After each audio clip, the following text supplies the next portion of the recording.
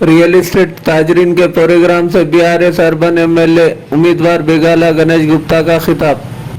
Real estate ताजरीन की जानिब से शहर के एक फंक्शन हॉल में मुनक़िद अज़ीमुल शान प्रोग्राम से बीआरएस पार्टी अर्बन एमएलए उम्मीदवार बेगाला गणेश गुप्ता ने शिरकत करते हुए खिताब किया और कहा कि तीसरी मरतबा निज़ामाबाद अर्बन से बीआरएस पार्टी इक़्तिदार में आने के बाद से रियासत की तरक्की व आवाम की खुशहाली के लिए तारीख साज तरक्याती इक़दाम व मनसूबों को रूब अमल लाया जाएगा, जिसके तहत इन्होंने अपनी 2 मियादों के दौरान निज़ामाबाद शहर के तमाम तबक़ात बशमूल अक़लियतों की तरक्की व खुशहाली के लिए मिसाली किरदार अदा करने का जिक्र किया और इन्होंने आवाम से उम्मीद करते हुए कहा कि शहर को मज़ीद तरक्की याफ्ता और ख़ूबसूरत बनाने के लिए तमाम तबक़ात की आवाम बिलख़ुसूस मुस्लिम तबके से इन्हें वोट देकर भारी अक्सरियत से कामयाब बनाने की अपील की।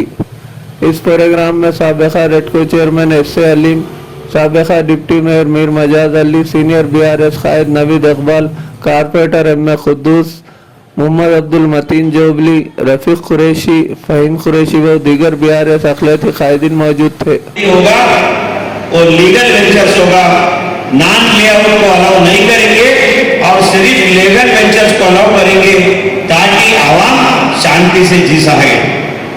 बड़े बड़े रोड रहेंगे, आपको हवाला कर देंगे परमिशन। जब बीडी रोड बनेगा, जब लेआउट जो कर रहे हैं उन्हीं के पैसे से बीडी रोड बनाना पड़ेगा, उन्हीं के पैसे से अंडरग्राउंड ड्रेनेज बनाना पड़ेगा, उन्हीं के पैसे से पानी का इंतजाम करना पड़ेगा, उन्हीं के पैसे से सेप्टिक टैंक और वाटर टैंक भी बनाना पड़ेगा और प्लांटेशन करना पड़ेगा। इसीलिए पैसे ज्यादा होता है। ठीक है, आपका तकलीफ मैं समझ सकता हूं। मैं कविता मैडम को इनवाइट करने के लिए उन्हें घर पे गया, लेकिन उनका तबियत सही नहीं है। आप लोग देखिए, जिगित्याल में बात करते करते वो चक्कर आके गिर गए। हम दोनों आने के लिए प्लान कर लिए थे इस मीटिंग में। आप कई व्यापारी मेरे को बोले, साहब हमारे पैसे हटा गए।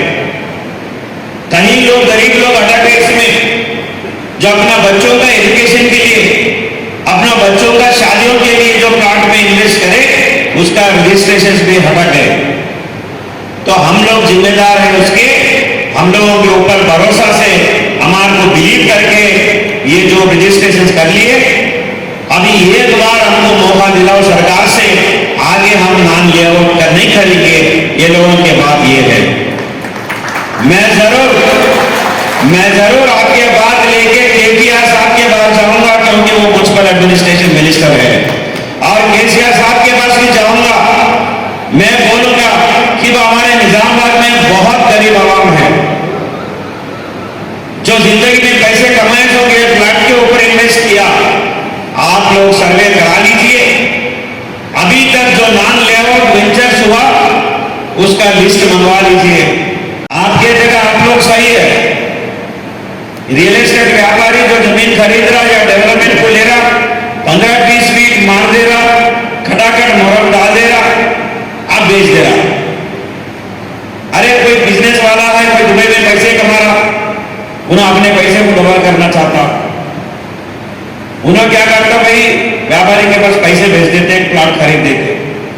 सडनली गवर्नमेंट आ गए, कल से रजिस्ट्रेशन बंद, उन्हें हटा गए वहां पे।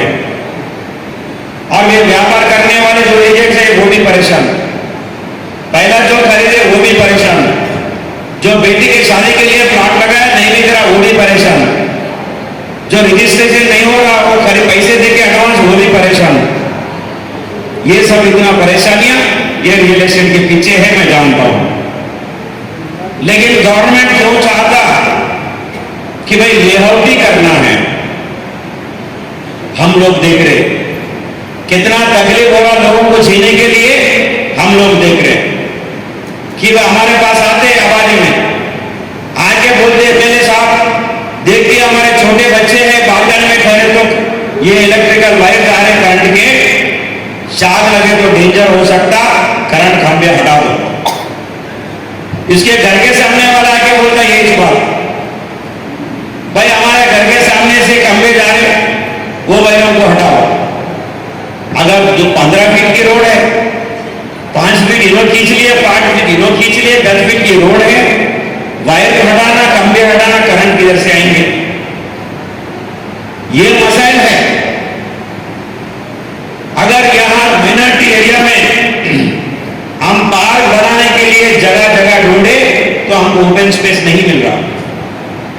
हम ओपन जिम बनाना चाह रहे तो ओपन स्पेस नहीं मिल रहा।